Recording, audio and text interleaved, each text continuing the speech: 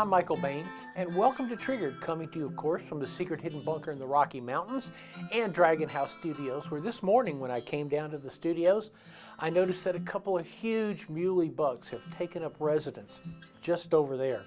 They're welcome to stay here through rifle season.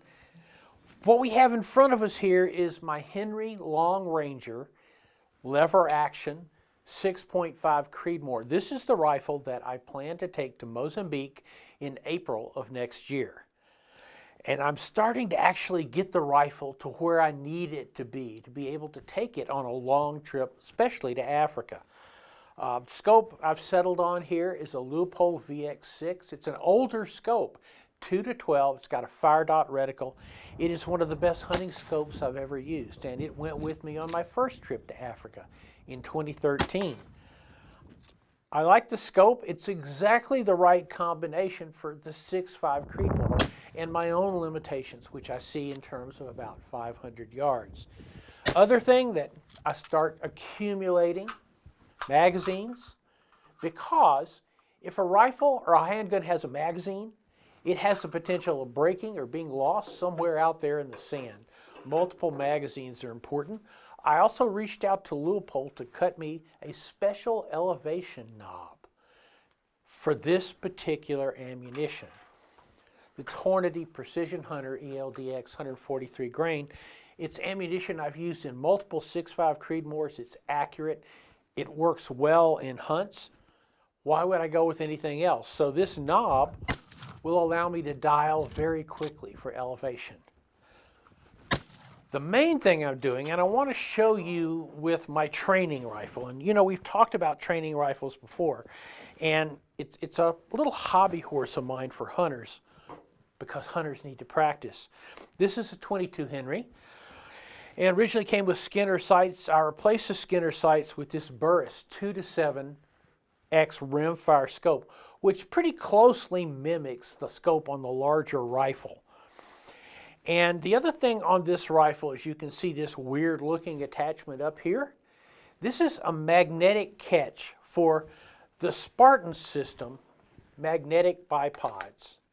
You can see, pops right in, and there you are. Now this system is really, to me, fascinating, and it's a perfect system for a hunter.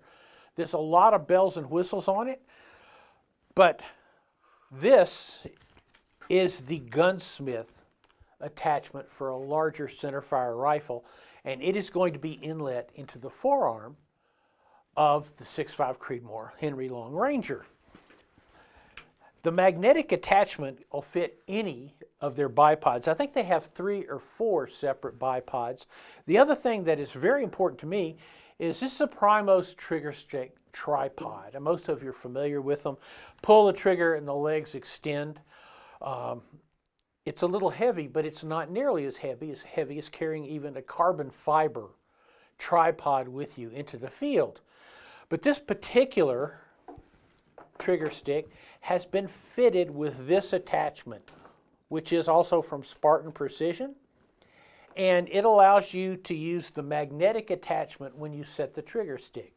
So you set the sticks down in front of you, and quickly, very quickly, you can attach the rifle to the tripod, just as you saw how quickly I attach the rifle to the bipod.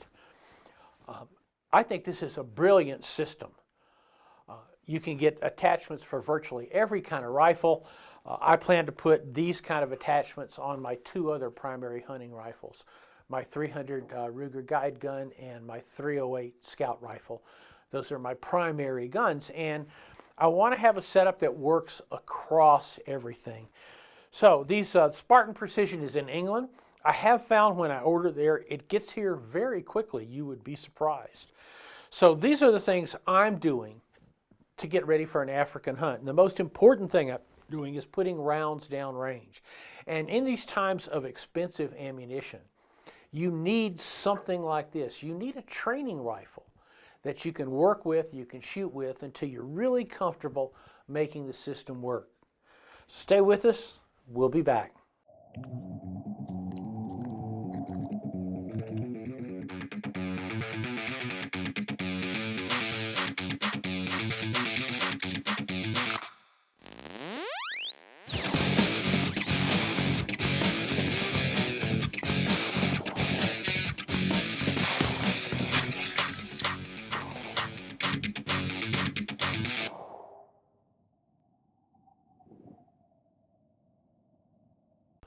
Welcome back to Triggered, which I forgot to mention is brought to you this week by Hunter's HD Gold shooting glasses. They change so you don't have to. Best shooting glasses I've ever used. I've used them for years. I'm very, very happy with them. Now, one thing we've talked a lot about over the last year or so is the Taurus GX4, which is their entry into the mini 9mm, micro 9mm sweepstakes, if you will, and it's been a very, very successful entry. A couple of weeks ago, a few weeks back, we told you about the XL version, which is a Taurus GX4 with a slightly longer, 3/4 of an inch longer slide. Well, I was talking to Cody Osborne at Taurus, a VP at Taurus, this week about something I'm doing with this XL for the new iteration of the Best Defense with Jeremy Stafford and Rich Nance. And I'm having this slide cut for a specific red dot sight. And that sight is the Trijicon RMRcc. Essentially, it is Trijicon's entry into the little bitty red dot race for small concealed carry pistols.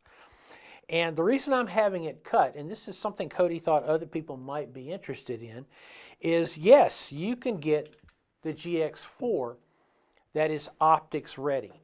However, the basic cut on the GX4 is for sights like this shield. This is a Shield RMSC. It is one of the first subcompact red dots, and it fits perfectly in the cut that you can get from Taurus, as do other red dot sights.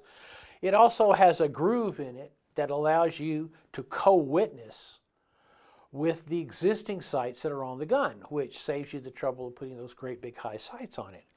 However, if you wanted to put a Trig on this gun, you would need a special plate, and that special plate would set the sight up higher. And when it sets the sight up higher, because of the height of the Trijicon, it's going to keep you from co-witnessing with the existing sights on the gun. So what we're doing here is we're going back to the older days of when you had to machine a slide to accept the sight. And hopefully we're going to drop this Trijicon down as low as we can. I want it low because it's easier to pick up. That's just the simple truth. You know, I've tried micro red dots sitting up on a plate that sets them up fairly high. And to me, those dots are harder to pick up. So the other point is that the Trijicon RMRcc has its own screw pattern. It doesn't match up with anybody else's screw pattern. So if you do want to use a CC, and of course, it's an excellent sight. The Trijicons are world-class sights. I have Trijicon RMRs on a number of guns, and I've brutalized them pretty badly. Only managed to break one. But if you want the Trig, you're going to have to set it up with a plate, or you're going to have to machine it. And we decided, in talking to Cody, that we're going to machine this gun down. You will see the gun with the sight on it on the Best Defense. I will show it to you beforehand when we get the machining back. Machining is being done by Eric Galloway at Spartan Precision, by the way. And when Triggered comes back, it's your Best Defense. This week's Triggered is brought to you by Armscore, Rock Island Armory. What's your passion? Taurus USA, always ready, always bring it. Stoger, everyday tough. SDS Imports and the Thesis PX9. Thesis means quality. Hunter's HD Gold. They change so you don't have to. Welcome to our Your Best Defense segment. And once again, this is a topic that's come up this week. In fact, I'm teaching a class that will touch on this later in the week. And that is, what is it that we are doing when we are carrying a weapon out in public? What are we planning to do? What's our intent? What's our goal? And you can easily say, well, our goal is to be safe. I want to be safe, make sure that those under my care, my family, my kids, I want to make sure that they're safe too. But that's a little amorphous. What is the specific thing we want to do when faced with an aggressor or multiple aggressors. And I would submit that what we want to do is break contact. As a civilian, as a non-sworn officer, not law enforcement, not military, not engaged in a profession, a protective profession, our goal is to break contact and break it as quickly as we can, e.g., as far up the curve as we can get, so that if crime happens to someone else. So this is very different than those other people that I mentioned, law enforcement or military, or people who are in some sort of protective profession. Because those people are paid to engage. In the case of law enforcement officer, they've taken an oath. Military, they've taken an oath. So a law enforcement officer has to engage. That means they have to get closer to the aggressor, because part of engaging is you assume you need to be able to stop this aggressor no matter what. Now remember, as a civilian, yes, if necessary, we will use our weapon to stop the aggression, to stop the aggressor, to stop the multiple aggressors. But basically, that's not our goal. Our goal is to break contact as quickly as possible and be gone. And it's important to remember that, because we have a lot of ex-military trainers, we have a lot of law enforcement trainers, and they see the world a little bit differently because they have to engage.